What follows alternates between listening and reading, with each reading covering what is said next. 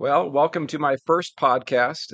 I'm going to give my audience and my patients a brief description of why I'm starting with the type of podcast that I am with Dr. or Scott Zimmerman here. And so, light and our photon deficiency aspect of modern society is very interesting. And what I've discovered is that there's a lot of physiology that modern healthcare and the wellness community doesn't take into account. And so over the years, being a chiropractor, I've looked at everything from ketogenic diets to exercise to, therapeutic lighting, like red light therapy and laser lights. And it all boils down to, somehow we have to mimic our ancestral biology in modern society. And the more I got thinking about it, the when you look at the research and the vast amount of research that there is in light, and how it affects our body, it's so immense. It's almost the most important nutrient. It's like, you think about food and the nutrients we take in that way. I really think that our diets have changed, but in the overall situation, our light aspect has changed. So I wanted to start my podcast talking about light, and I wanted to bring you on first because I'm so intrigued with your new technology in lighting that I am in the process of redoing my lighting in the office. And then I want to bring in Gerald Pollack after you, who I had lunch with a couple of months ago, and talk about his aspect of light and some other interesting individuals. And I think the concept of just the deficiency in the amount of light we get, the natural light, and the deficiency in the spectral areas are so important. So I just want to turn it over to you, Scott, in terms of give me a little bit of your background. I know I've watched you on other podcasts, and then how you got into light was fairly fascinating. And then some of your research going into melatonin and all the aspects that you see as a scientist. So I'm going to turn it over to you and just give us a little background of yourself. Okay, well, um, I'm an engineer, an optical engineer. I've been working in the area for 40 years. I've got 85 issued patents in the area. And here lately, I've been mainly focused on trying to restore what you just said. Most people aren't aware that we've had the largest reduction in solar exposure in human history. And it's not just because of lighting, it's also because of the windows we're using and the fact that we don't go outside as much as we should. It's kind of frustrating because there you can find podcast after podcast talking about food or exercise or things of that nature. But light is kind of like we kind of take it for granted, and I've always wondered why. But it's it is the largest energy input into the body, doing up to 30 megajoules a day, and it's fairly ubiquitous. It's all over the world, and in very seldom do you find somebody who doesn't, who doesn't can't get to light in some way or fashion, even up north or down south. But for whatever reason, I think people just, like I say, take it for granted. We're both sitting under beautiful blue skies, and one of the things that I think has been the biggest thing pet peeve for me is that there's been this false um, comparison between blue sky and the blue that we have in our devices and in our lighting. When you look up at a blue sky, it's important to understand that the spectrum of sunlight runs from the UV through the visible all the way out into the near infrared and the farther infrared. And what we've done is we've basically created this artificial environment that has essentially, I kind of call it like processed food, it's processed sunlight. And it basically doesn't, we've taken out huge portions of the nutritional value of sunlight by doing what we do in modern society. And so, I was the first, I think, to really strongly look at the optics of the body and with Russ Ritter. And, Russ would tell me that, Scott, you need to put this out there because nobody's looking at how the body is doing things optically. And I can say I've always felt like it's the most humbling experience I've ever had in my life because the minute you start to look at how the body collects and localizes photons in very specific areas using very specific portions of the solar spectrum, you get this amazing uh, perspective that it's important. And unfortunately, the eyes represent such a small portion of what sunlight is. It's been very easy for the lighting industry, the uh, glowy glass industry, people in general, and the display industries to kind of trick everybody into believing that what you're looking at on your TV is exactly like that blue sky up above you. And it's not. And it's created what you see is after you look at the optics of the body, you start to see that if it doesn't have it, there's a negative effect. So I guess that's what I'd say. I got into this because I was doing lighting. I was looking at it. I met with Hamlin and other people, and but I kept on looking at it and saying, but the treatment levels you're using for 20 minutes, you can get the same thing by going outside for an hour or something like that. Well, So why are it's how is it sustained, different? right? And when you go outside, it's sustained. Our ancestors were in this all day long, and is that 20-minute of red light therapy? We know the research, it kind of lubricates those electrons in the electron transport chain, but it when you look at it from a ancestral standpoint, and what intrigued me about your technology, which we'll talk about, is that you're bringing that part of the spectrum indoors where that is sort of our biological history, and this photon deficiency is not only the amount of light we're getting in photons, but it's those, it's that parts of the spectrum that we don't see. We just take it for granted. And it's so, but when you said that about, those parts of the spectrum, and it's not just your eyes, it's your skin, it's, how we interact with those.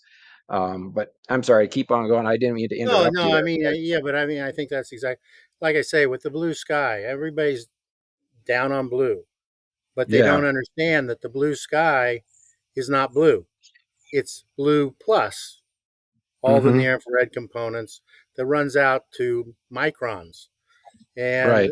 that what we're finding, and that's what I think that the optics of the body really gives you clear indications of, is that the near infrared component that you can't see with your eye, but makes Mm-hmm. up the majority of your blue sky that you're under, or the Mm-hmm. reflections off the tree leaves, Right.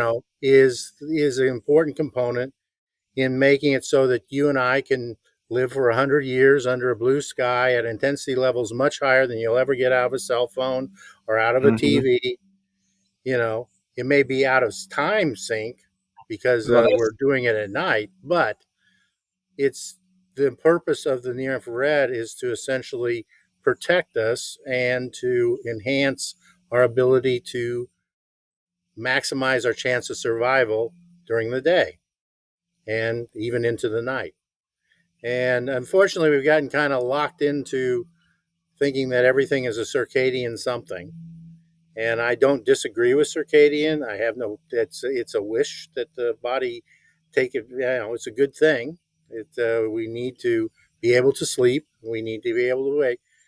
But during the day, I can generate melatonin levels that are higher than circadian melatonin at 9 o'clock in the morning if I go out and I do a bunch of exercise or I expose myself to sunlight.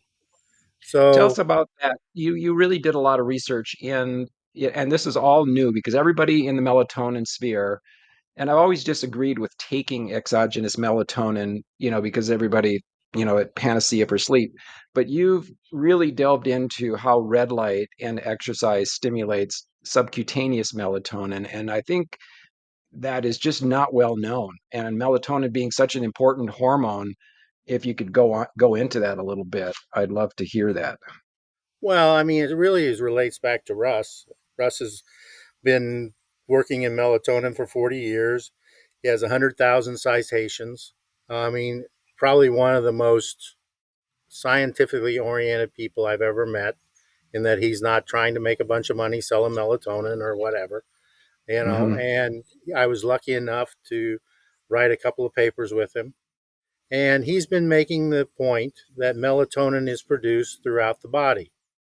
And the problem with it, and what makes it hard, is that what the basic premise is that the mitochondria is generating melatonin in every one of our cells, because melatonin not only is a good circadian hormone, it is the best antioxidant that the body has.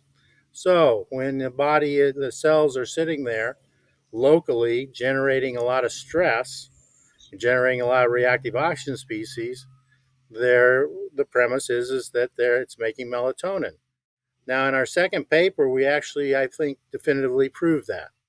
You know, there's been all these reasons to think that it was doing it, but if you actually, what we did is we combined I looked at some data associated with Theron, and what he did is he put people on stair steppers for 4 hours, and he measured, and this is the big difference between us and circadian.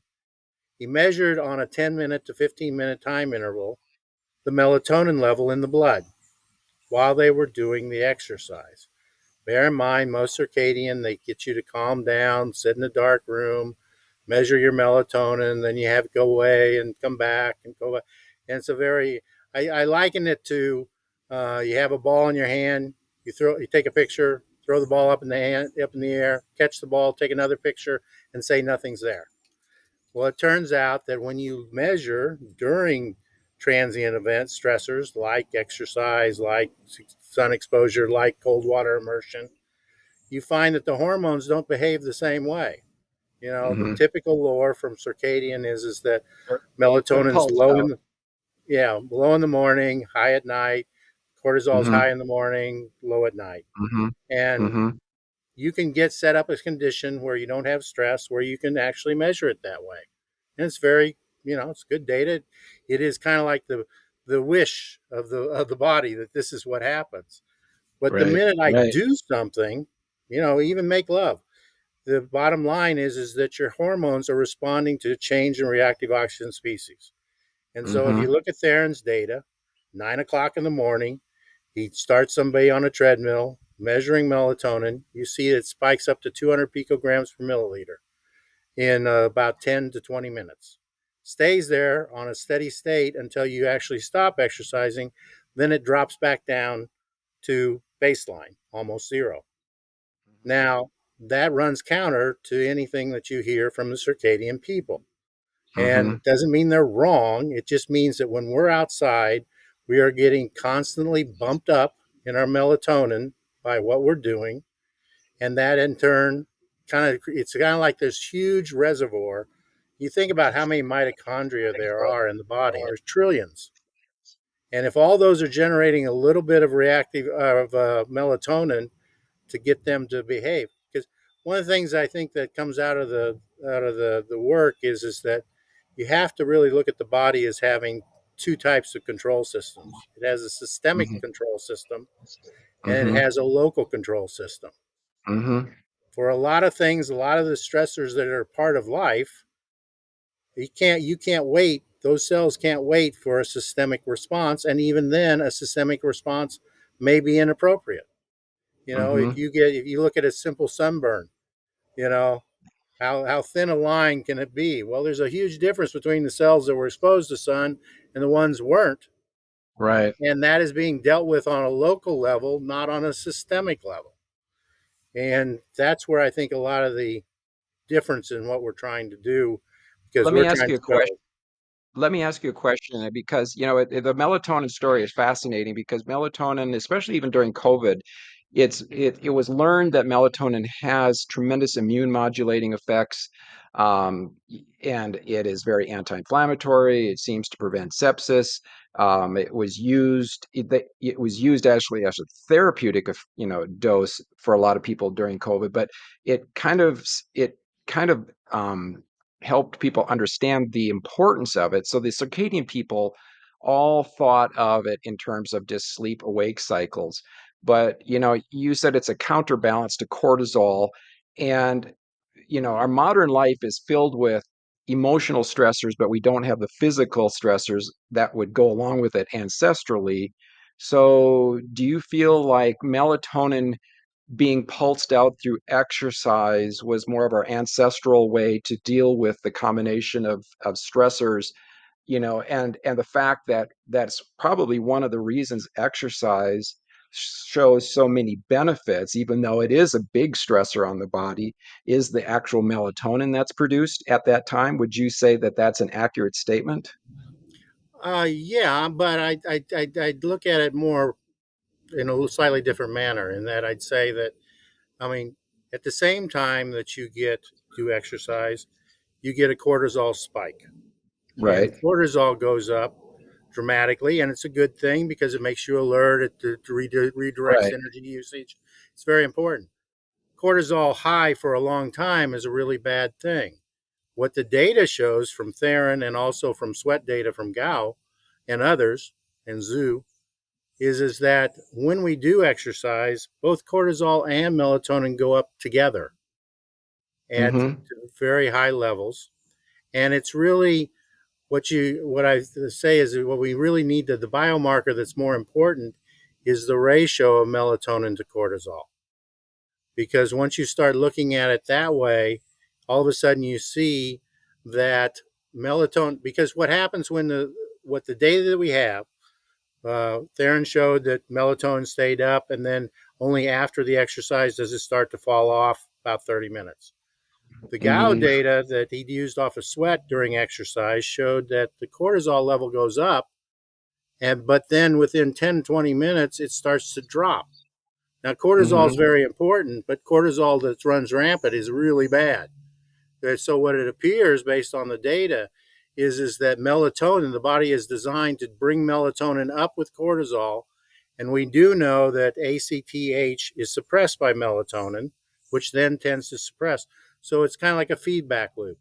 But And but if so, but if I was sitting at a computer without exercising, look at my stocks crashing and losing $1 million, and my cortisol spikes without the exercise, would my melatonin necessarily go up in that situation versus a situation? I'm just we don't curious. have the data. I don't have the data to tell you that. All I can tell you is with exercise. I do believe that there's a really interesting study where they took a bunch of patients with schizophrenia and they measured the melatonin and cortisol levels at midnight against a control group that Hmm. were not suffer clinically depressed.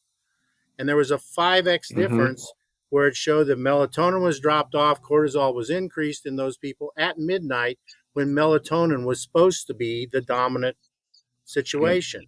And I do know that there's a Hmm. number of people that are now starting to develop biosensors, mainly based on sweat, where they're trying to look at, this issue of is it a key element in schizophrenia and other things. So to your point about emotional stress, how we deal with stress, there's all kinds of indicators out there. There were studies done over in Saudi Arabia where they looked at the effect of lighting on people with different levels of clinical depression, and to Hmm. the point that some people would have to leave the room if you were in a fluorescent lit building or whatever, because it was having such a huge effect.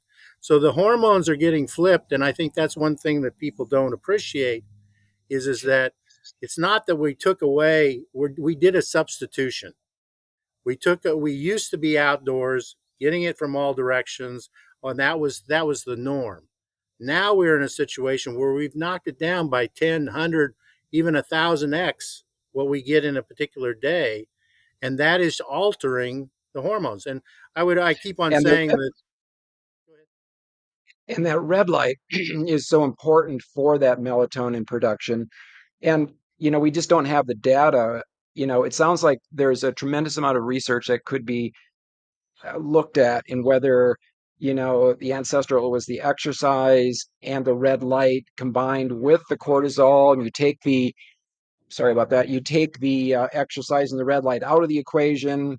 and we put the stressor in, the cortisol spikes, we don't know what the melatonin does. So it sounds like we need a lot of research in those areas to really figure out the complexity of what's happening. Is that Well, kind of an I accurate think that statement? that's, yeah, the papers we wrote were on melatonin to date because that was the only thing we had real data on. Then we Right. haven't published the data on cortisol yet, but it's clear that the two work in tandem and that it's really important that you be measuring both rather than just one. And you need to do it during the stressor event, whether it be emotional stress, like I say, I mean, everything from, sex to, going, taking a cold shower alters the hormone balance in good way or a bad way. Mm-hmm.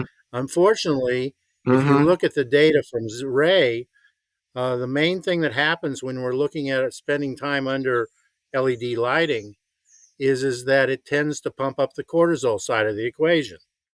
And Right. would in some ways, based on circadian, it tends to suppress. That's why you see a lot of the experiments. What happens in the morning can be different than night because you got. Mm-hmm. It's not like we're starting out with cortisol and melatonin constant throughout the day. It's Mm-hmm. changing, and it's really the ratio. I'm an engineer at heart. I'd rather look at a slope than give me absolutes. So the Mm-hmm. bottom line is that we really need to be comparing those ratios throughout the day. I put up a LinkedIn post that kind of showed some of these relationships, but Mm-hmm. I think there is a lot that we do know. The problem is I don't think people really want to.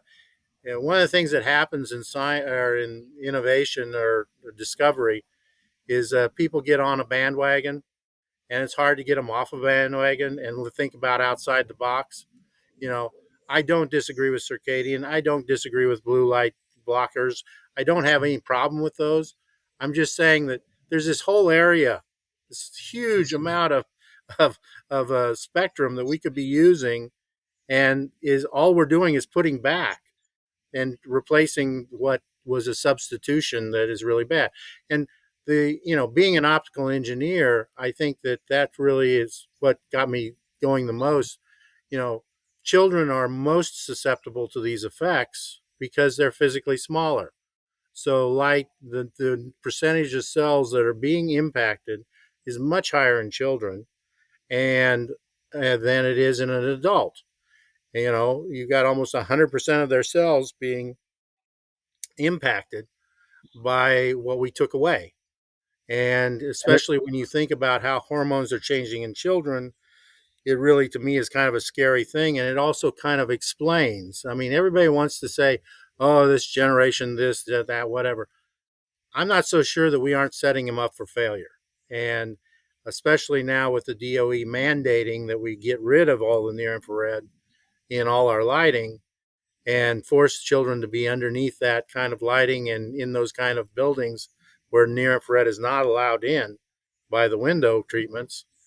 and They've created. 60% of our light is really near infrared, in terms of just sitting out here, even though it's midday and I'm getting UV, there's still the majority of it is red light. So yeah, I step indoors, you put a kid indoors for all day long, and they're getting maybe 5% at most outdoor.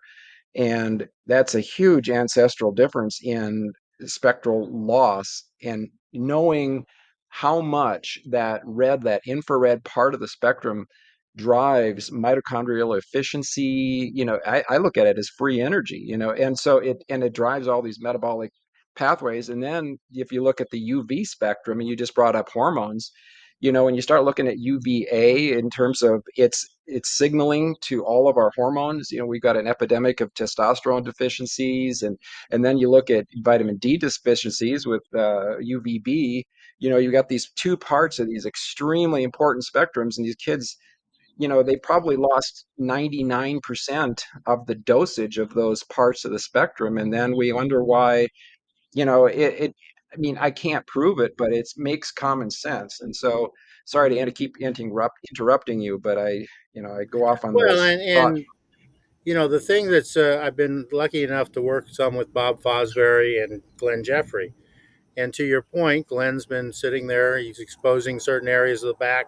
to, or portion of the back to 670 nanometer deep red, and getting these changes in glucose levels and CO2 Hmm.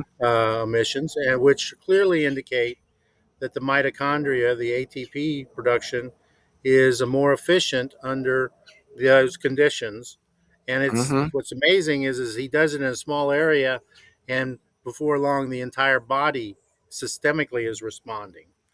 Hmm. So I think that there is tons to be learned, but I think we do know pretty well that when you're in the background, you have a tree. That Hmm. tree is almost looks like a 90% reflector to the near infrared, but absorbs up to 80% of the visible light.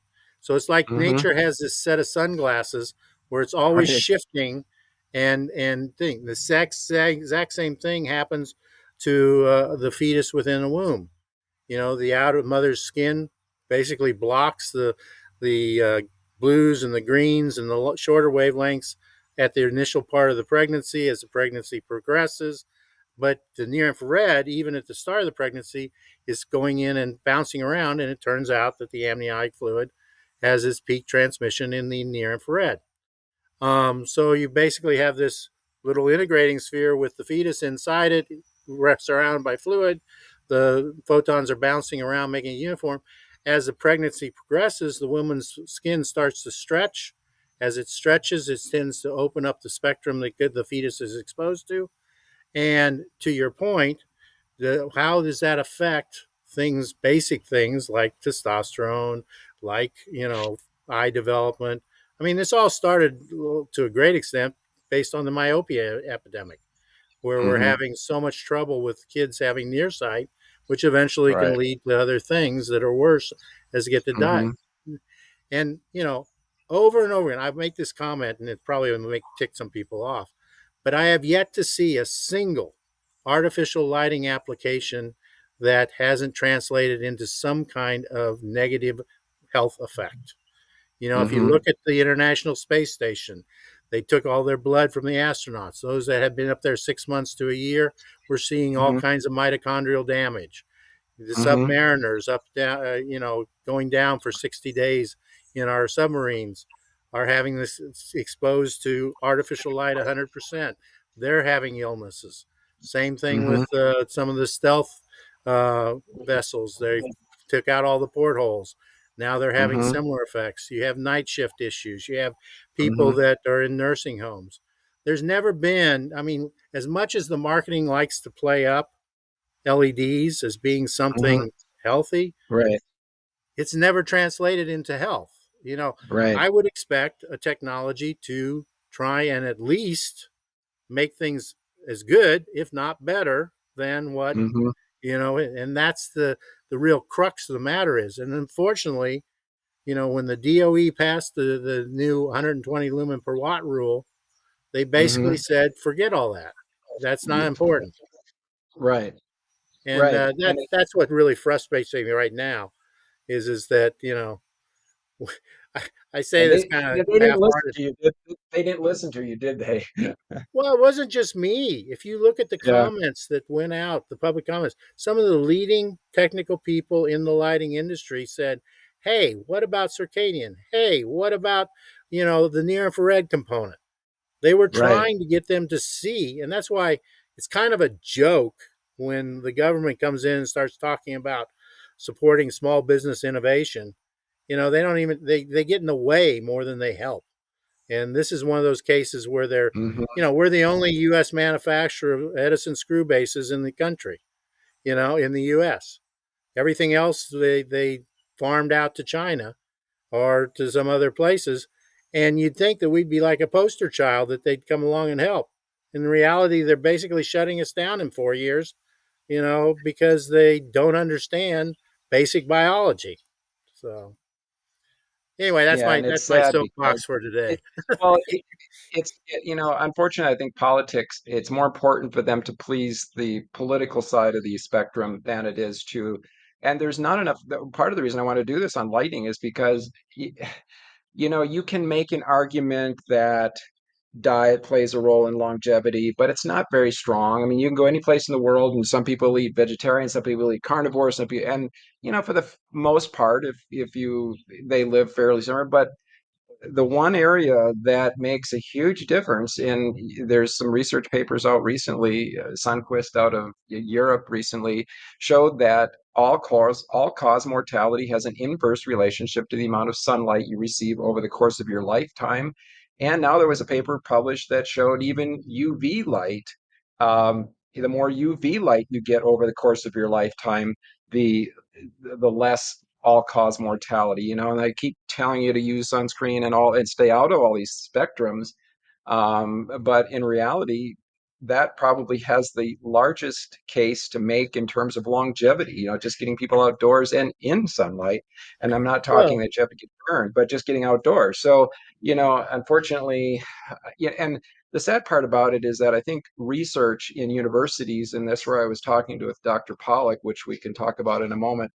I mean, if he had a product that was brought to him by a corporation that was sponsoring, the university would pick up that research in a heartbeat. But because he has to research water and light, and go to the NIH, they have no interest in that. And so we were talking, a lot of basic physiology is kind of stuck in the 1950s and 60s. And in terms of, the universities have kind of turned into profit machines. And so if you're a scientist that wants to study, um, solar spectrums just for, or water, or just, and advance physiology, or the knowledge of physiology, it's hard to get research money. And so I mean, I think there's so many aspects and layers to the development of technology like you're doing, and getting the research done, and then also showing the data to public officials to make changes like this in public schools and indoor lighting and hospitals. Just think about the changes that could be made in hospitals. Like, I think, some of the studies of just having windows and looking at outcomes, in terms of patient's health. And if they even went further and put part of the spectrum back in that room, because the windows are still limiting it, what would the outcome be then? So I don't mean to steal it, but we can get into Pollock's work a little bit, which fascinates me because there was a research paper recently that showed you know mitochondrial flux has a relationship to almost all disease. You can almost think mitochondrial function is the basis for a lot of disease. And the most one of the ways our body gets the most efficiency is getting this infrared light into the mitochondria, and then all of a sudden you get all this free energy that your body can use for all these other metabolic functions. So it just makes sense. But unfortunately, we look at the DNA equation instead of the mitochondrial equation. We look at, I think, and I mentioned this, I, I think we've all become specialists in my field too. With back care world as a chiropractor, the definition of a specialist is you look at more and more until you look at less and less until you know more and more about nothing at all. And yeah. so we kind of become myopic in our large view of things. And so we tend to eliminate or not even think about the largest energy source, which is sunlight, because it's so just taken for granted, and there's not a lot of money in it. Maybe there Yeah, is well, with I it. mean, I don't know if you've seen any of the Roger Seaholtz videos that he's done on some of the work we've been doing. And, he brings up the point, it really is a lot of free. There's a lot of things you can do that are free. But Hmm. it's also, there's a lot of places where we've either based on comfort or necessity or prejudice put people in a position where they can't get sunlight, you know. Hmm. I did an article with Professor Jean Louis, and he's been trying to explain to the black community that, hey, you are now at a different latitude than what you were Hmm. adapted to, and therefore you need to get out in the sun more. And Right. our measurements show that someone with really dark skin needs 3 to 4 times the amount of near infrared to generate the same level of stimulation as someone with lighter skin. Now, Hmm.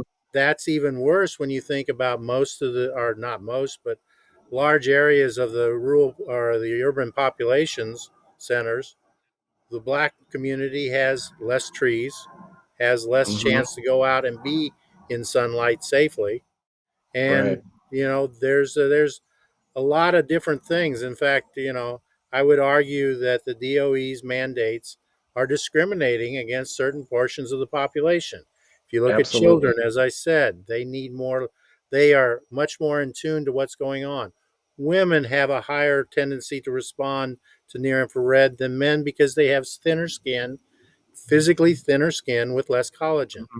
Men Hmm. tend to, young males tend to be pretty good, except for the fact that there's clear indication that it's dropping their testosterone and their sperm motility and other factors that are associated with sex hormones, which they're because they're not getting out into the near infrared and UV.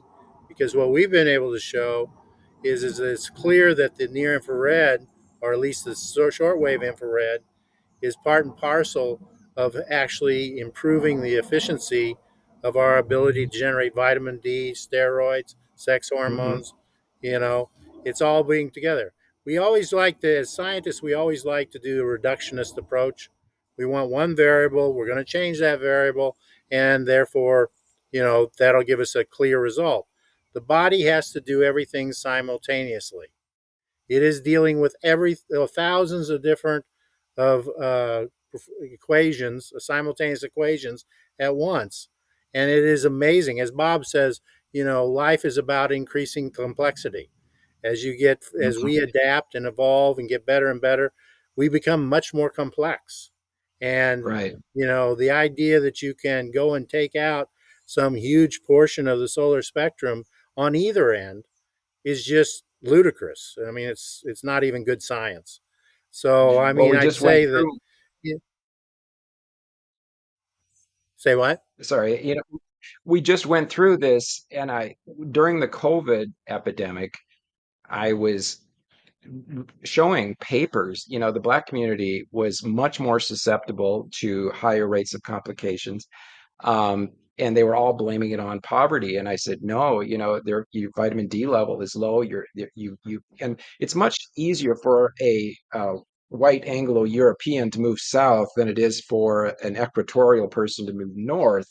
And we know that the Black community is systemically low in vitamin D, and what you said. And so during the COVID epidemic, I was putting out papers on social media because there was a lot of things written about vitamin D, and I kept getting, um, my account was blocked and whatever. And I was like, I'm just showing a paper showing that vitamin D is important, and hey, and I was telling it. So, we would think we would learn lessons, and think Well, I about mean, these the things. fact that an African American, yeah, the fact that an African American was 40 times more likely to die of COVID than a sub-Saharan African person, Hmm. with no Right. vaccine, with a terrible health care, is criminal. I mean, it really is. But do you think you could get anybody to talk about it? No. I mean, Well, the the black epidemiologists have community. shown, yeah, the Sorry, I didn't mean. epidemiologists have shown, yeah, it's shown that, 90 to 95% of all COVID infections occurred indoors. Almost never Right. occurs outdoors. Why? Because you got, we did a bunch of models, computational fluid dynamic models, showing that the transfer, the only thing that is fast enough to prevent you from getting COVID when you're 6 feet away from somebody was the reactive oxygen species generated in the atmosphere by sunlight or sunlight itself. And Hmm. and it depended on the diameter of the. We did a whole bunch of studies, tried to get the NIAID with Fauci, to look at it, couldn't get them to even look at it. I mean, it is Well, look at the ridiculous black community. how narrow this is. Right. Look at the black Go ahead. community in Florida, and then look at the black community in Haiti. Okay. Look at the solar exposure between the two and the death rates between the two. They're astronomical. There was almost no COVID deaths in Haiti, but they spend most of their they're outdoors all the time. And those places are so close. And you go to sub-Saharan Africa, and with the light exposure. and versus United States, you go up northern latitudes, that community was decimated. And so I mean, it was very frustrating, um, because I kept putting out, all I would do is share data, I mean, real scientific papers, and I would get banned from this, and I was just saying, exercise, keep your weight down, get your solar exposure, your vitamin D up, and I was just getting banned all the time, and it was like, why in the world wouldn't we be even having a public health, um, just making people aware of these basic fundamental things that we know. But anyway, that's getting off the topic, but I appreciate your yeah, I appreciate Yeah, no, your it's just it I think people. I mean, if there's anything I could convince everybody is that discovery is extremely messy, and this idea that every people are trying to provide disinformation assumes that the people on the other end know everything, and they don't. right, right. I've spent my entire life trying to invent new things, and Hmm. every time you can pick a point in there where you say, "Oh, this is disinformation or that or whatever." No, it's not. It's part of the process, and Right. eventually it becomes the norm. And I think that's what's so important about this company. We started this little company. We're making light bulbs here in the U.S. because we believe you need to put back what we took away.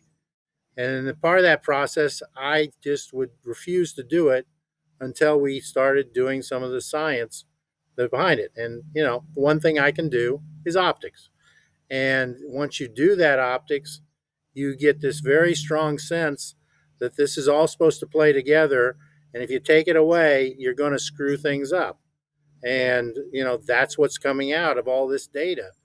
And it's hard because epidemiology is extremely difficult science to prove anything. But there's enough growing mass of information that they really should start considering banning the use of LEDs around children. They should. They And should. they should also require that the windows into schools allow near infrared to come in. Right. That's what they need to be doing. And use lighting that has the full spectral content. And, unfortunately, the marketeers have gotten in and convinced everybody this is a full spectrum bulb. No, it's a full visible spectrum bulb, Visible but that spectrum, right. represents only a small sliver of what sunlight is. And it's why we're having some of these issues and And it's got at least flicker too. contributing. It's got flicker too, right? Oh, yeah. I mean, it's a, I that's mean, why I keep on trying to push our DC bulb that has zero flicker. And what we do is we create a situation that mimics when you're outside sitting like we are, the tree is reflecting light into you from all directions. It really hmm, directs out to about for every 1 optical watt of visible, you get or 1 optical watt, you get about 3 optical watts of near infrared when we're outside. When you're right. inside, it's all visible, zero near infrared. So again, it's a ratio issue. Like the melatonin to cortisol, another equivalent ratio that actually tracks between the two is to talk about near infrared to visible wavelengths. And Well, when I saw your unfortunately, light bulb, when I saw your light bulb and I saw your visual spectrum, the aha moment went off.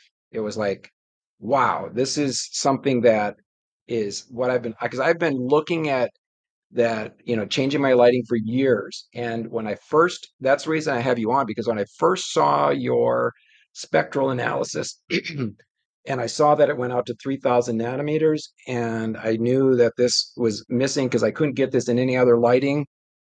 I was like, this guy gets it, and then now you're talking about the ratio, and then you talk about no flicker. I just think that you have an amazing product that I have a lot of patients and I have a lot of people interested in. And I so appreciate you wanting to develop that product because you're the only one. There's a lot of these other products that you can change some ratios, but they're nothing like yours that I can just put indoors. You're bringing outdoors indoors. So I just want to thank you for that because I hope that it can even get some research. I look at your lighting in my office is going to be therapeutic lighting. And so when I people come in and I can explain to them what they're actually getting and why it's important for this part of the spectrum. Because everybody here is, oh, wait, I get that asked this all the time. Should I buy a red light for home? And I was like, well, you can. I've got a red light I've used in the past. It may or may not, but it's only this small dosage and it's not in context of what your ancestors would get. So when you're coming into my office now, you're getting this for your 20 minutes or a half hour, 40 minutes or an hour. And I'm hoping that it kind of gets the wheels turning with people and we can explore the whole concept of how we get red light into the body. Most of us are pretty covered up. The infrared part does go through clothing, correct? Yes. Yeah, And Bob did and some. so He took up to 6 layers of over in England on his, and he put some near infrared light sources behind it, and then took a picture of what goes through. And it's amazing what actually goes through. We did a similar and it, study out to 3,000, and you could your white if that T-shirt were black, it would be white in the near right, infrared and short wave. So you can get a lot without stripping down naked. Nobody has to go run around with no clothes on. They just need to get out. And I think to your point, way I look at it is that we're trying to match what is out and outdoors, but we're really trying to get people to understand that just because you can't see it doesn't mean it isn't important. And hopefully they right, think about it, because there is so many ways to do it. You wear a hat, you go outside. Nobody's asking you to go out and lay on the beach every day and fry yourself. Actually, quite the right. opposite. The beneficial part of sunlight is the part that's reflecting off the trees. Plants were here before us. They Hmm. took their ground. They took the visible portion, said, we're going to use that. We're going to do photosynthesis.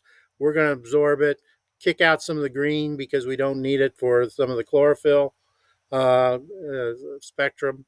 But that means when we came around, and they kick in, they're almost, like I say, 80 to 90% reflective in the near infrared.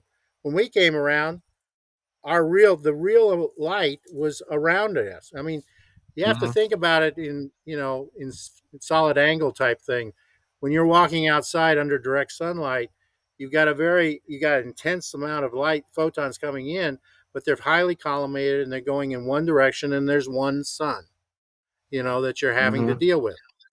But when you think about what is happening when that sun comes down and reflects off our surroundings, you get this huge boost or shift in the Hmm. spectrum into the near infrared and Right. shortwave associated with the reflection off. Even dirt is more highly reflective than in the near infrared than it is in the visible. So as I say, Mm. nature's got this amazing sunglasses. The plants took what the visible portion. We came along. Here's what you got to work with.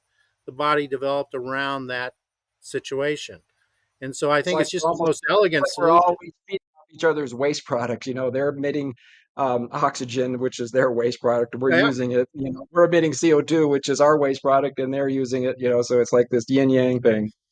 yeah, I really believe that you look at it, and that's one of the things that is so interesting about when you look at the optics of the body, is how many extremely. Right now, I started out, I was looking just doing geometric optics where you have ray tracing and all that kind of stuff, and then started working with Bob and some others, and now we're starting to understand that within the body there's all these periodic structures that are enhancing the field effects in very small levels at exactly where it needs to be going on. Even the mitochondria has periodicity.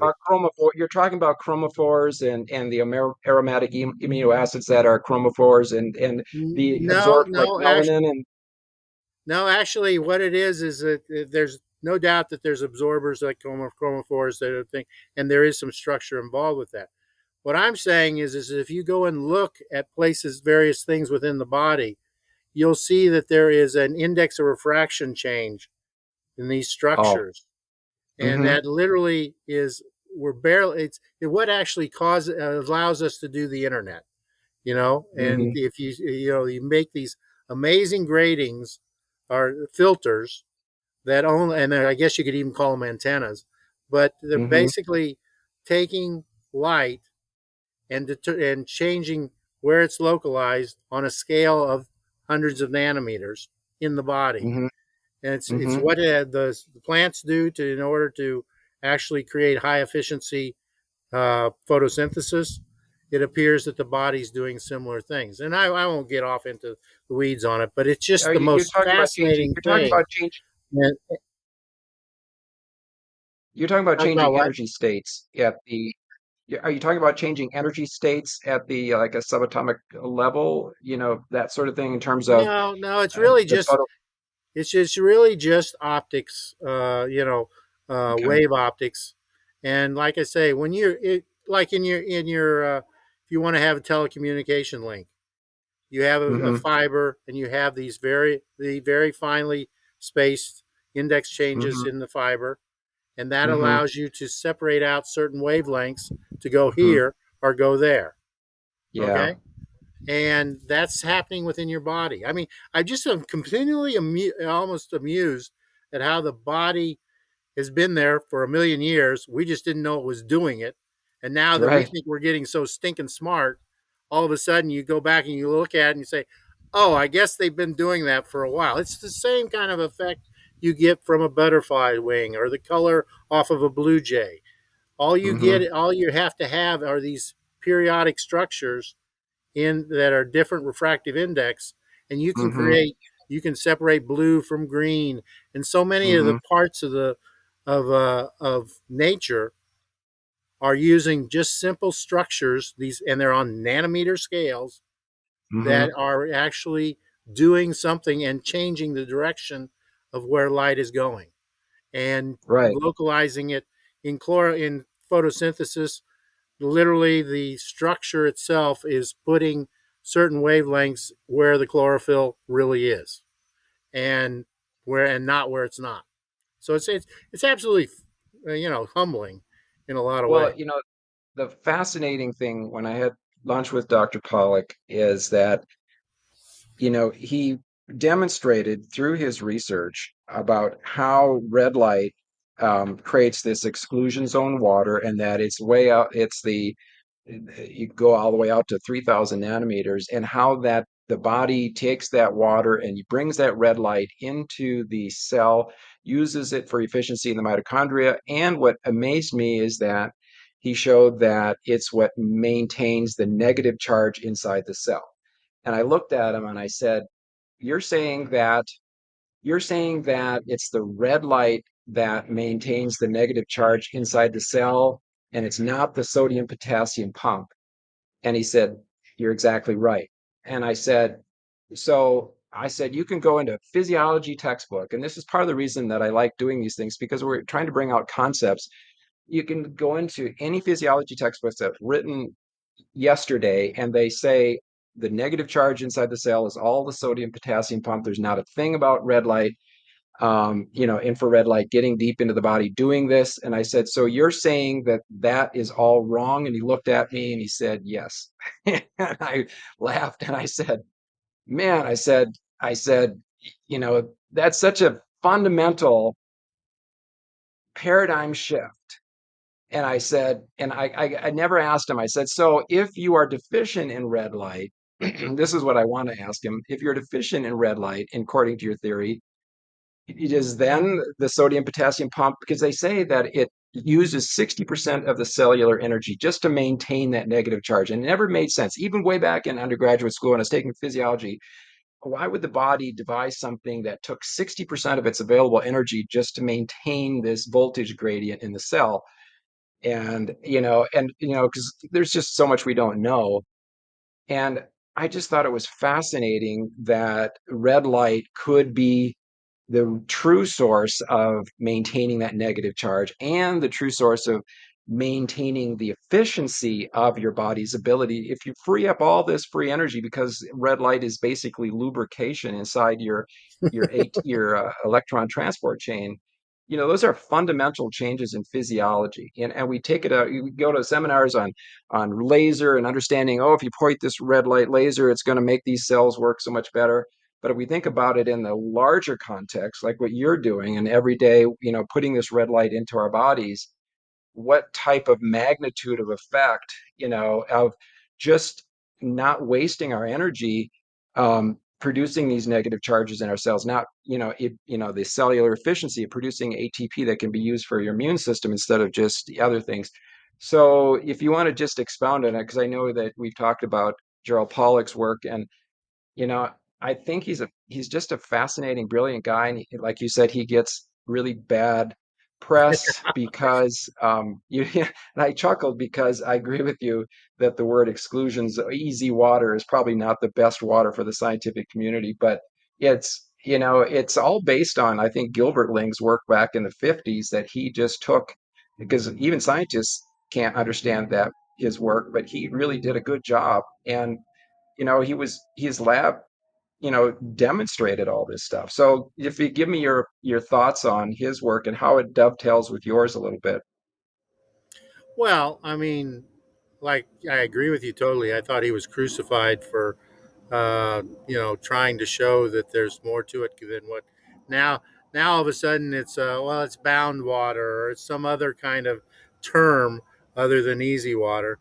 Um, Right. but there's a great set of data that Pollock took, where he showed as a function of wavelength the size of the exclusion zone, and Mm-hmm. clear out to 3,000 nanometers.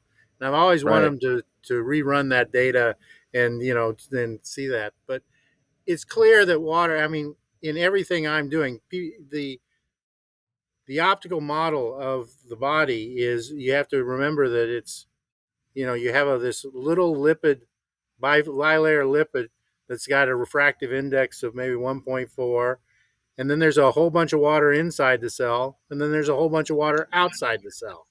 So Mm-hmm. there's almost zero, as Bob Fosbury likes to call it, a bunch of little weak absorbers with a high level of scatter. Optically, Mm-hmm. that's what's going on.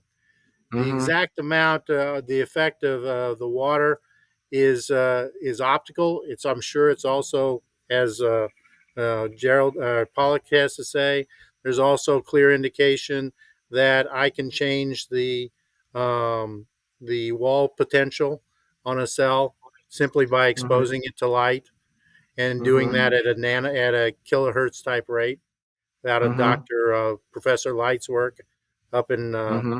Alberta. So there's all these things that are, as you say, need to be researched out. But all I'm saying is that for us, we're just trying to make it clear that there is a function for each one of these wavelengths, and Mm-hmm. whether Gerald sees it, in his extended exclusion zone, or whether you do it with our scattering. In a similar manner, if you look at any of the papers, almost all the papers that are out there on red light therapy, they say that Mm-hmm. near infrared only penetrates a millimeter. Yet Bob's sitting there Mm-hmm. taking, Yeah. so you take a picture of it, Right. and you can see all the way through a hand. The Right. Right. problem is Right.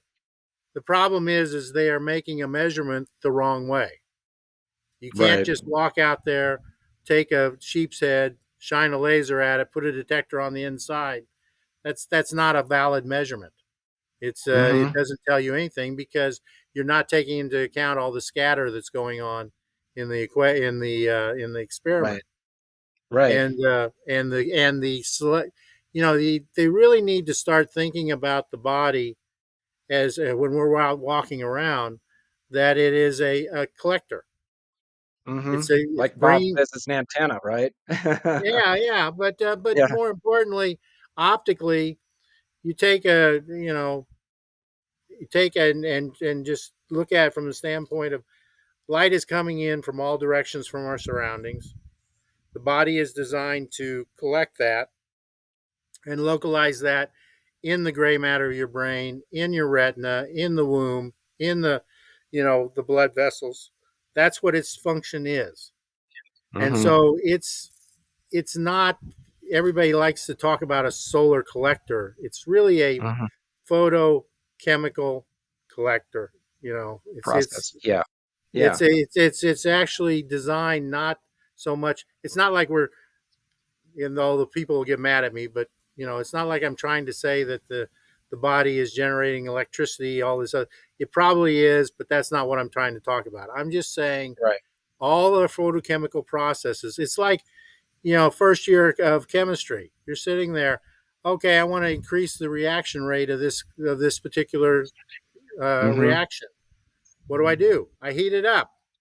You Right. know, we exist in an environment during the day that is providing an external light source or energy source that we are using to accelerate or enhance, lubricate, whatever do you want to say, a Yeah. photochemical process. When you Mm-hmm. remove that portion of that, the majority of that, because like I say, I mean, 90% of the photons that go into the body are in the near infrared. They're not in the Mm-hmm. visible. You can go measure the sun spectrum and say it's 50-50, but by the time you get bouncing off the trees, off the dirt, look at all the stuff, what actually ends up in your body is almost 90% near infrared. Mm-hmm. And it's being used to essentially make so that we can do things like do vitamin D production at 285 nanometers safely, you know. Mm-hmm. And that's what I'm Without, yes. concerned about. So many, I get concerned about so many of these products where they're looking at trying to accelerate just one biomarker, ignoring the Right. fact that it may be having a negative effect on something else. That is the point of our product. Our product is designed simply to mimic what we do outside as close as we can indoors, with the belief that, you know, my hope is that eventually we'll be able to bring a little bit of UV back into the mix for Which indoor would be great. space. You know, based on the assumption or the right now it appears that the if we have sufficient near infrared, then we're safer to actually add in so back in some of the UV. Well, So UV has been bastardized more than the red because, they want you completely out of the UV and totally negating its health functions. They take it out of context. The research on most of the skin cancers is in isolation, where they shine just UV on a rat for 24 hours, with no other red light or protective light, and it gets cancer. But that's not in context to how we live, and so you well, can't it's when you. what you said earlier about extended life, blue zones, places like that. Mhm. Those are places where, you know, they occur between 37 and 17 degrees northern latitude. And if you look at their lifestyle, it's outdoors a lot because it's such a Mhm. temperate climate. They are Mhm. surrounded by plants most of the time, which are reflecting strong levels of the infrared. Yet you will not find a single blue zone explanation of blue zone that includes sunlight in that list. Right. It's it's crazy when you think about how we take things out of context, and we've ignored light. We've ignored probably the largest, you know, energy source into our body, and then we take things out of context, and we made it worse by making all of our makeup, UV blocking makeup, and we wear sunglasses, and we, cover up. And, there's a science of UV light exposure. Obviously, you're not saying to spend your entire day out in UV light. Our ancestors would go in shade. But I can tell you, nothing has made a bigger difference in how I feel. In this last year, I work out outside, and I even worked out all year long in the wintertime in outside. And I would be cold. I would just go out in the shorts and t-shirt, and I would still spend my hour, even in that, very little UV light in the wintertime here in Wyoming, but I have never felt so good. And I've been an exerciser my whole life. And I'm not, exercise is also something that moves the needle in terms of how you feel. But nothing has improved my mental well-being as much as spending, because I'm indoors the rest of the day. Now I spend at least an hour outdoors all year long, midday. And I try to get a little bit of morning light and evening light too, whether it's going on a walk or whatever. Um, but in terms of how I feel. And it's also interesting that, the research shows that, being in sunlight is addictive, and UV light is addictive. Why would we carry on some evolutionary trait that would want us to be addicted to sunlight if it wasn't important, So, um, I'm just this little hometown chiropractor. But, I think growing up on the farm just makes me think of all these things. And you being an engineer, you just ask questions like, why aren't we thinking about these larger contextual ideas about how we're living so differently in our modern world versus our ancestors? And then how can we bring that ancestral biology into a, how can we, get our modern sociological system to mimic our ancestral biology? And I think that's kind of where your technology leads into. But sorry, I got off the Well, track no, again there for you. no. I think it's all true, and it's hard because the eye is so easily tricked. Hmm. It's so simple to convince. You can go and you can put a light bulb out, and it looks like X. It looks like sunlight. You can Right. do that. It has nothing to Hmm. do with sunlight. They don't even characterize it as sunlight. They call it that, sunlight, Hmm. all Right. kinds of great names. But it's all it is a very anemic light source that lacks the components that are very important. And Right. you were talking a little bit about SPF and all that. When I started this work, I took Zastro's data where he had looked at the amount of reactive oxygen species being generated in skin. He worked for a cosmetic company, and it was great work. Hmm. Unfortunately, what he found was is that half the reactive oxygen species were generated by the UV, but the other half were generated by the visible. Hmm. And so, Hmm. therefore, what you do when you put on sunscreen, you're blocking the ability of the skin to respond and not get sunburned because UV Hmm. generates sunburn. But that Right. was actually a cue for the body to get out of the sun and not Yeah. spend time in that thing. Now that when we put the Hmm. sunscreen on, we sit outside in the sun for a longer period of time, exposed to the harmful portions of visible light, Hmm. so you can get yourself into a situation where, you see that basal cell carcinomas rates are going up.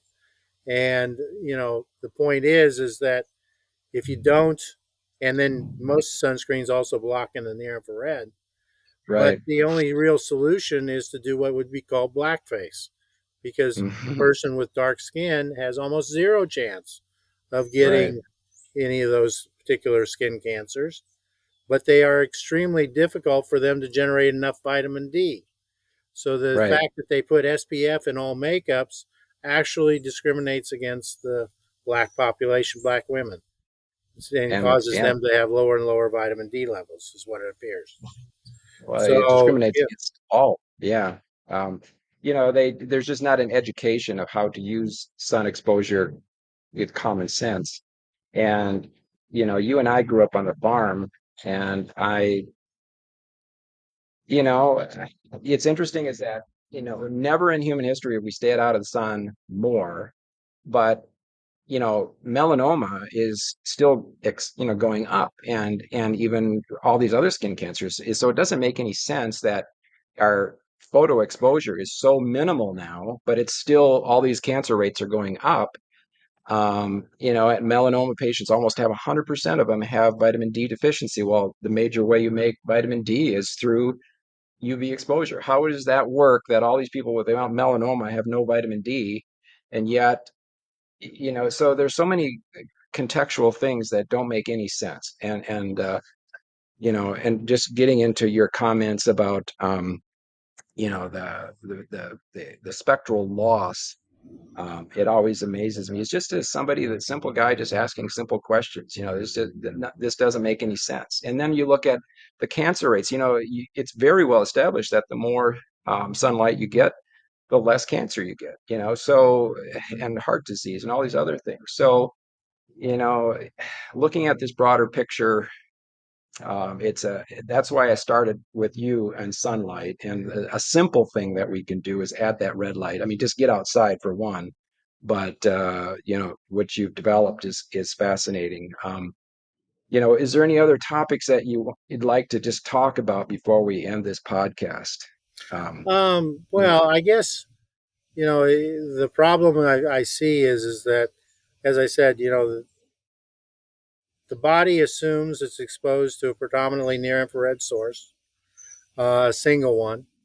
It assumes that it goes through a daytime and then a nighttime. We've not only uh, reduced the amount of sunlight during the day, but we've increased the amount of sunlight of light exposure at night, causing all kinds of mischief. And it's just hard. It's hard to get people to understand the scale of the change that we've been going through, and how big of effect. You know, literally, there's not been, as I said, there's not been a single case that I've seen compared to sunlight where we've done anything but cause harm. hmm And so I think it's time to step back, take a look at what it is sunlight really is, what do we get, and set some, and then there also needs to be a lot stronger research associated with, the light in our industry. The lighting was put on as being this green initiative, that it was had hmm all these benefits for us. And did it save some electricity? Yeah. But if we're right, and the data from the space station and all this other stuff is right, then it's been one of the worst green initiatives we've ever had. And people need to accept the fact that anything that you're going to do that alters the environment that the public is in needs to have a level of scrutiny that is much higher. I was around when we were starting to do LEDs and things of that nature. There was no conversation about what the biological impact would be of going from essentially the incandescent bulb that is 90%, it's almost overkill, hmm 90% near infrared and shortwave, to hmm something that had zero near infrared hmm and shortwave.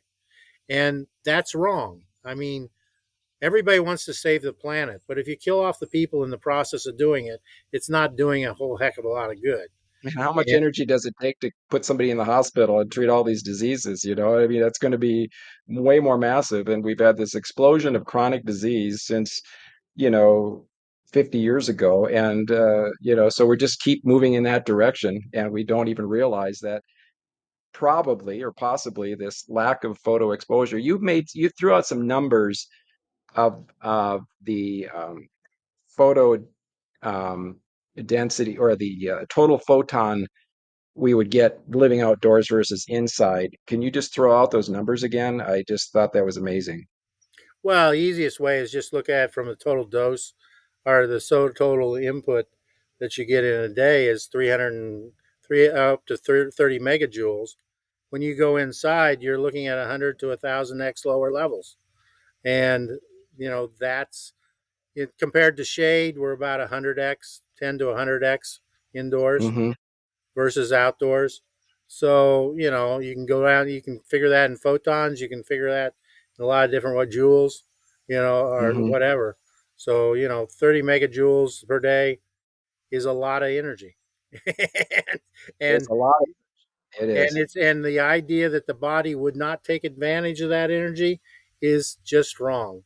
And that's what I think is so fascinating about the optics, is that you see that it goes to extreme lengths to get the photons where they need to go. Right. And it didn't do that just by happenstance. It did it because that gave it an advantage to survive. Now we're having all these diseases, and it's really hard because you see autism going up. You see all these other diseases, the testosterone levels dropping, and you're seeing the effect that has on society.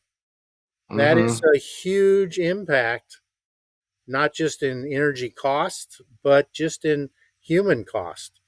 And Yeah. if we, I'd love for someone like Musk who wants to go to Mars to fund some research in this area because you know the idea that they're going to spend a year going over to Mars in an environment that is degrading their mitochondria, they're not going to be able to think when they get there. So, I I agree with you. I think that is, I have no idea how they think they're going to overcome the tremendous physical harm to those astronauts. I have no idea. And I don't know if I'm sure they're trying to think of it, but I just don't know. And it would be nice if, somebody like, I don't want to get too political. I think RFK gets the light issue, but I think it's so you can't talk about it politically because it people just can't wrap their head around it. They can wrap their head around food, eating organic maybe, and they can, exercise, but they just can't wrap their head around the light. And so I just think politicians can't really talk about it. And I think he gets it. I've heard a few comments, but from a real policy change, it's going to be hard. And maybe Musk can, I don't know, if he could well, put I some mean, research. If people reach those people, maybe that would help, you know? I guess, but I think the data is starting to come out now that we've got the new biosensors that are starting to come out, where you can measure on yourself in real time that there's something going on that doesn't sound good. I think Hmm. that'll make a big sea change in what's going on. The Right. big problem we have as an industry is that we went out and we sold everybody on the idea that LEDs are great. It's going to save you energy. Yeah, it saves you energy, but what do we end up doing? Hmm. People, whenever you provide somebody a technology that lets them make more something cheaper, they just Hmm. use more of it. That's why we Right. have the artificial light at night issues and Hmm. all this other stuff. So, I think the biggest problem that we need to face is that you know there's just a fundamental flaw in trying to do things that don't occur in nature. There is no red light source in nature. There is no blue light source in nature. There is a continuum, and we are even when you go. It's amazing how even over 9 orders of magnitude, the difference between direct sunlight and going all the way down to a starry night, the near Hmm. infrared to visible ratio is basically within a very similar range, you know, Interesting. Hmm. and that's it's all the body assumes that it always has that to work with, and Hmm. now we created a condition in our artificial environment that is exactly the opposite. And Hmm. I don't think we could have picked a worse combination to do it to. And some people, they can get through it no problem. Other people, it really bothers them, and they don't know why. And that's why I think is probably one frustration I have. The other frustration is that we continue to have the medical community all about drugs, and we're Hmm. prevented them from doing some great research in the other areas. And I'm not Hmm. saying that sunlight is going to fix cancer, but it may have an opportunity to make it more the way the pharmaceuticals work more effectively. Or Hmm. and there's some great studies out there showing that if we can stimulate our melatonin, it causes Yeah. cancer cell rate, tumor rates to our So growth rates to decrease. drop. There's all Right. kinds of things that body's been doing this for millions of years. It's not So stupid.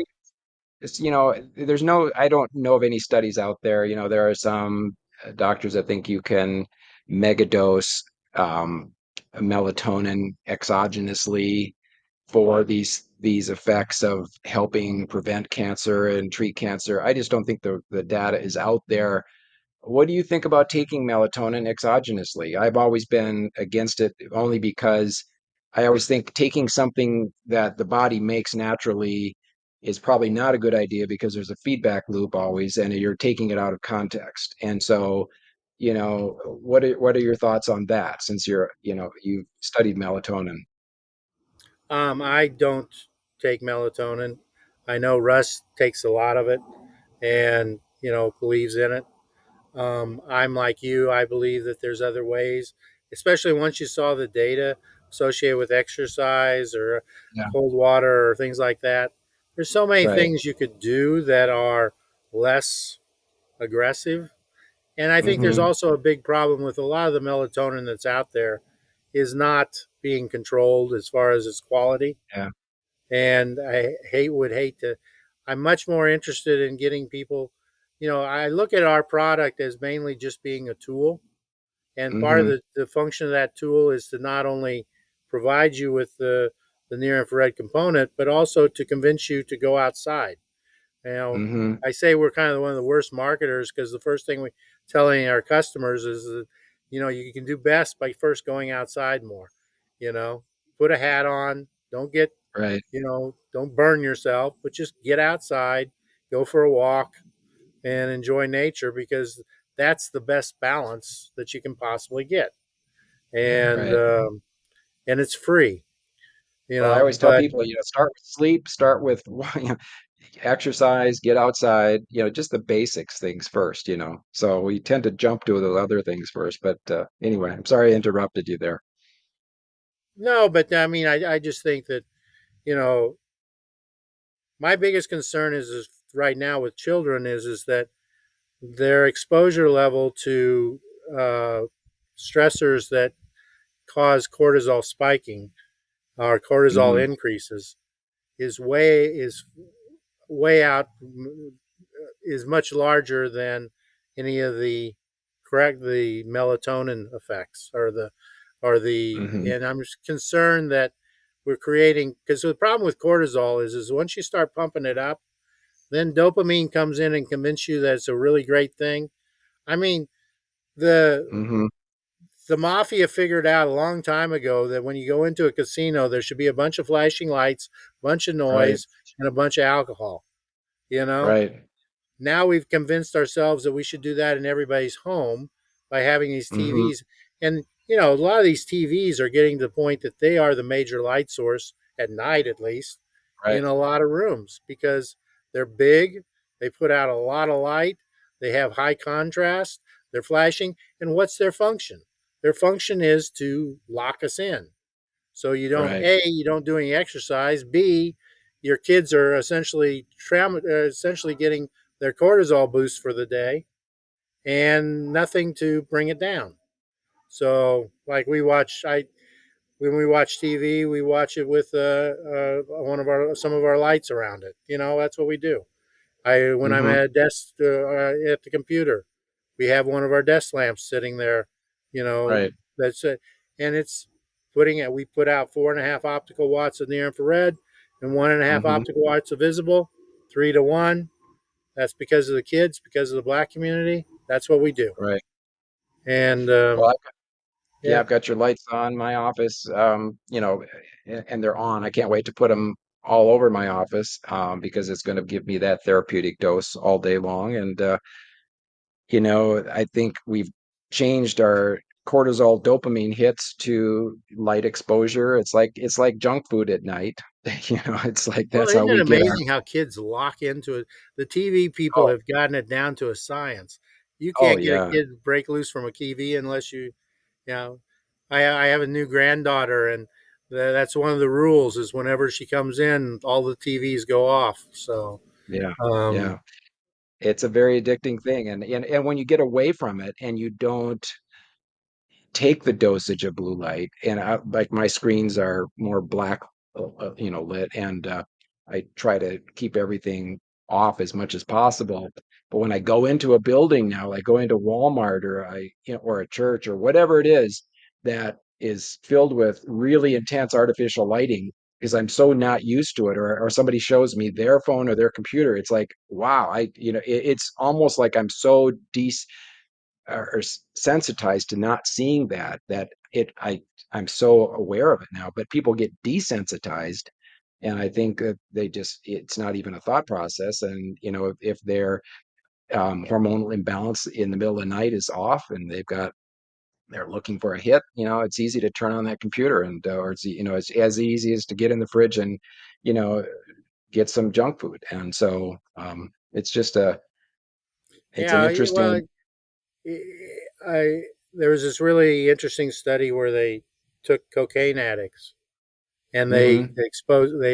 they gave them a hit and they watched their euphoria went up and down in about 30 minutes, but their cortisol level stayed up for about 2 or 3 hours. You know, Mm. and that similar effect is occurring based on the work that Ray did, showed that within an hour at 800 lux using LED lighting, they were able to increase the cortisol level by 30%, and with no response. And you know, given all the complexity of the body, you know that there Mm-hmm. has to be, for every yin, there's got to be a yang. And I think Mm-hmm. that's why I think if we could focus in on the cortisol to melatonin ratios or melatonin to cortisol ratios, given we know that they have such a huge effect on neurological effects and Mm-hmm. other, testosterone and things of that nature. If we could just get to the point that we understand that better, I think that, we'd all be served quite a bit. Well, I agree with you, and that's But why. You think like I do. You saw something, you're an engineer, and you said, I'm going to make a product. And so I'm just going to be encouraging my patients to think about once I put it in my office, and I know you're coming out with the no flicker.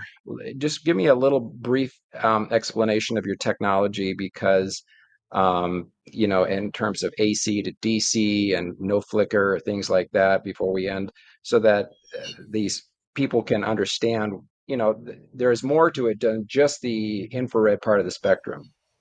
yeah, I mean, one of the things that we do is it's really a simple concept. LEDs are good at making the visible portion of light, Hmm. that we can see with our eye, but they're lousy at generating the near infrared over a broad spectrum. The Hmm. old little filament bulbs that we used to all have in our little flashlights when we were growing up, Right. you know, Right. they are almost 100% efficient at generating the near infrared. So Hmm. all we do within our bulb is we put the two of them together, you know, Hmm. and make a single bulb. But we were able to also do that in a couple different versions. We have a DC, which runs off a 48-volt DC. We provide a Hmm. little wall wart that allows you to connect up to either our lamp or one of your own lamps that you can Hmm. screw a little one of our DC bulbs into, and it gives Hmm. you the ability to have a day condition, which is 3-to-1 near infrared divisible, or a night condition, which is 10-to-1 near infrared divisible. Hmm. So that gives you that little toggle switch.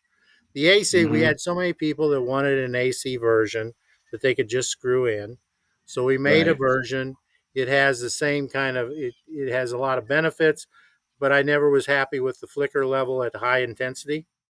Now, Yeah. it doesn't matter as much at high intensity as it does at low intensity, but Hmm. we've now come up with a new design that sets that ratio, the flicker levels to less than 2% over all the ranges. That's what I suggest that people wait for us to get that out on the market. It should be just a matter of weeks. So, By the time no, this is out, I think it'll be about the same time. So, yeah, well, the point so. is that, I agree with you totally. I don't like flicker. I've never liked flicker. There's no reason Hmm. for it. I've done a lot of looking at what happens in sunlight and outdoors, and reality, other than a rock slide or the tiger about ready to eat you, the frequency content within the outdoors from the leaves rustling or whatever is about 1 hertz. In it, what happens is that when you go and you look at your TV or your computer, it's Hmm. pumping out 120 to 240 hertz, Right. and then in some cases up into 1,000 hertz for like a Philips Hue bulb or something like that. Hmm. So Hmm. using pulse width modulation. So layered on top of all this spectral information is this flicker component. Hmm. Now, as I Hmm. told you before, Peter Light up in Alberta was able to show what he did is he probed the measured the a single cell living Hmm. fat cell what he was measuring Hmm. pre-appendicitis, and was able to show that if he turned on a blue light, a blue LED, he could actually change the voltage potential in that cell. Mm-hmm. and he was able to show that could occur up into the thousands of hertz, Mm. um, which what we spend a lot of time. Part of the locking in of our kids is this high repetition flashing going on, Mm-hmm. and it is, there's a even down to the cellular level, there's an effect. Do we understand it all? No, we don't. But the point is it doesn't occur in nature. And I keep on coming back to that as my main theme. Our products are designed to mimic as close as we can to nature and still provide energy savings. The problem is going to be is that our products typically have between 50 to 60 lumens per watt. The DOE standard for our bulbs has now, they've had a rule change, and they're going to force us in 4 years in 2028 to have to meet 120 lumens per watt. Well, Mm. that basically negates our ability to put in the near infrared component back into lighting or Right. displays or anything else. Right. So, and coupled with the fact that they have now mandated certain coatings on the outside of buildings, hospital glass, even homes, these low E glasses, those block almost all the near infrared component and the UV component from getting into our buildings. Yeah. And those mandates are essentially creating, just those two, are creating an environment that I believe is unhealthy and causing a lot of illness in the population. Well, that's They're why. all with great intentions. They were all with Mm-hmm. great intentions. They were going to save the planet, but the reality is, you know, you can't change things in nature without doing a whole lot of science that Right. they didn't do or we didn't do. Or not, or they don't look at it. It's or Well, think about it, yeah, but now we're seeing there's been enough time since then. You know, this didn't just happen overnight. This started back in the 50s when fluorescent lights came out. They have Right. extremely high flicker rates. Right. They have a very narrow spectral lines. And people at the time were saying, "This gives me a headache. This causes me problems." Now Or we get it. epileptic seizure. Or what? Or epileptic seizure, Yeah. something, I Well, mean, we know. or they don't even know why they don't feel good. Right. Now we've transitioned that into LEDs, and now it used to be that you could still go. You might have worked under a fluorescent light at work, but you came home to an incandescent light at night, and you read a book with your kids where it was reflecting the near infrared off the book pages into your face. Right. Now that's exactly the opposite, you know, Right. and Yeah. that's we could do. It's not hard to mimic nature if we're willing to get over ourselves and accept that, hey, there's certain LEDs can do one thing, incandescents can do another. They're easy to put together. Put them together, and you get actually a better product than what you get from either one separate.